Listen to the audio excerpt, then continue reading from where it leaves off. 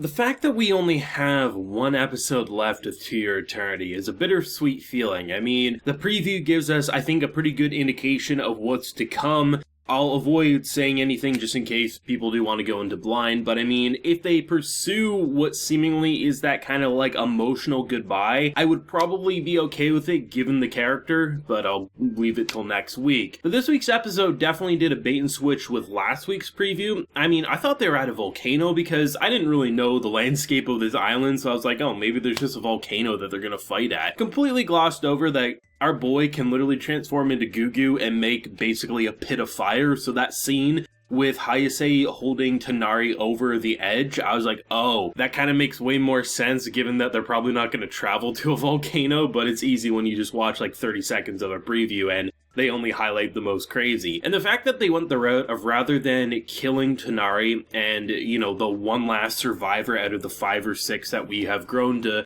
pretty much know and love at this point, I'm glad with, because as I say, this isn't a predictable show. I know there's those people who say it is predictable because everyone Fushi meets eventually will die, because they're human and he's an immortal. But really, every single arc has really not gone that predictable route. Old Grandma has been alive ever since, you know, the March arc, right? And she's been going arc to arc to arc. We have, you know, Boozman still alive and kicking. I mean, Tonari seemingly will be fine for now. Maybe she'll have a similar fate we just recently figured out we lost, where we thought we left her with the village alive and well, and then Hayase had something else to say.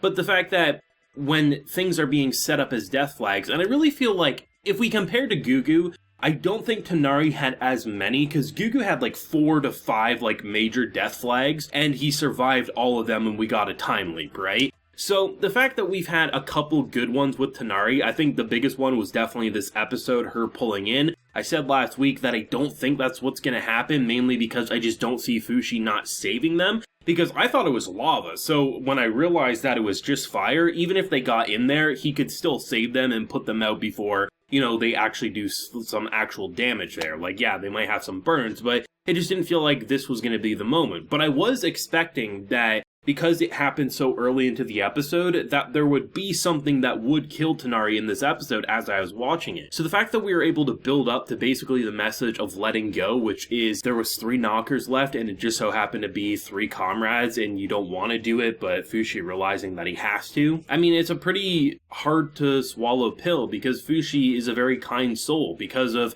how he was influenced over the arcs. He's someone who doesn't want to hurt others, especially because he feels that pain, and he doesn't know what to do. But I think kind of similar to how he was basically being raised like a child from parents, even if March was a kid, you know, sometimes you have to do the difficult thing even if you don't want to because you see someone close to you even more visibly upset than yourself. And that's exactly what happened with Fushi and Tonari. Tonari was willing to cut off their heads, and most likely, had she actually gone for it, she would have ended up killed. I don't think she had the resolve to fully commit to that, and she probably would have made a mistake. So the fact that Fushi recognized that and took the sword from her, it's nice because in a way Fushi acted like the parent for once rather than being the one being cared for. He's really someone who made that first step, and it goes to show you the influences characters like Goo Goo, March, and just the numerous people have had on him, even from, you know, the nameless boy to the wolf he has, right? Everything about his influences over these arcs have really shaped him into the man he is. And I've mentioned it a couple of times over this arc, how the relationship between him and the Maker is really interesting to me at this point,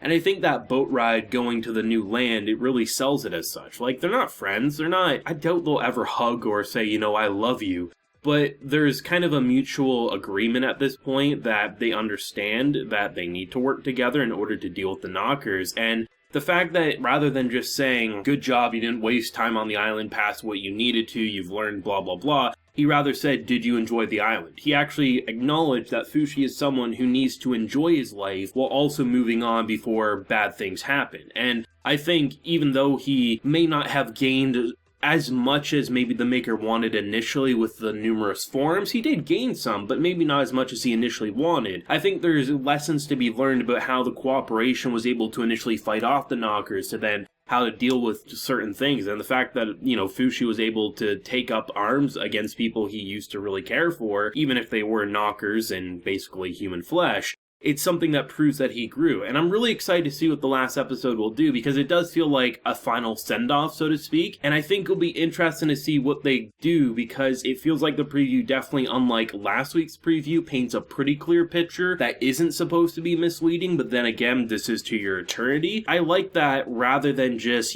following with the first arc, right? The first arc, one episode, immediate death, immediate tears falling, and that's all we do. Really, I mean, even after the March arc, I thought that was going to be the formula. Every single major character that we meet would die by the end of that arc, but that really hasn't been the formula past arc 2. And the fact that you don't know exactly when, Fushi could be 3 arcs from now and end up getting Tonari's form, you don't quite know, and that's kind of the brilliance, because everything ends. That's the thing. Unlike Fushi, though, but even Fushi can end. If he loses all his forms, he'll just be stuck as a rock and nothing else will happen. So I like that this was another arc. I would honestly put it up there pretty much quality to quality with Gugu's arc. And that was a hell of an arc, I have to say. But it takes you on that ride. It makes you, in comparison to Gugu's arc, he was immediately a lovable kid. Tonari was insufferable, right? She was someone who you wanted to push back against. You understood the island shaped her, but she was a miserable experience. And the way that they did the opposite of Gugu, where you start off disliking her, similar to Fushi, but then you grow to appreciate her, is a refreshing change of pace. Had this just been another Gugu-centric arc where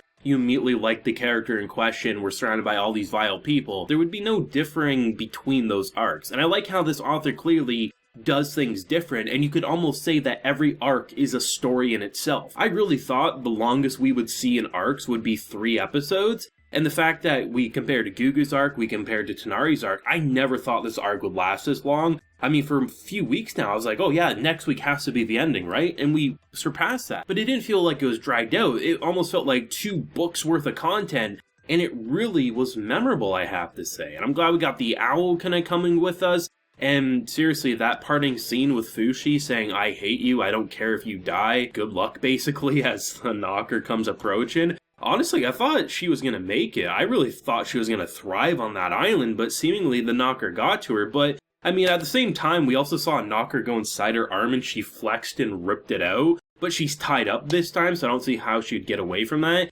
So, we'll see. I mean, I guess at this point it's clear that he won't end up getting her form. I mean, I felt like anyone who really had an influence on him probably would give him a form, even if he hated them, but at this point, based on his reaction, I really feel like he won. And the love and obsession she had is, boys, if you ever stick your dick in crazy, run for the hills, and even if you haven't, if they're approaching you like this, run for the goddamn hills like our boy Fushi did, because people like Hayase need to go. I mean, I'm gonna be interested, I guess, because it's not going to be touched upon next week, but should we ever get a season 2, or should I ever pursue that manga, I think Hayase's fate is something I'm curious about, because I'm pretty convinced she's dead, but also she's insufferable, so you don't quite know, right? It's interesting, but incredible stuff. It's sad we have 1 episode left to go, but it's crystal clear why they decided on a 20 episode anime count rather than your traditional 24, because you can really see how next week will be a nice bow to leave us off as we hopefully eventually get a season 2 down the road.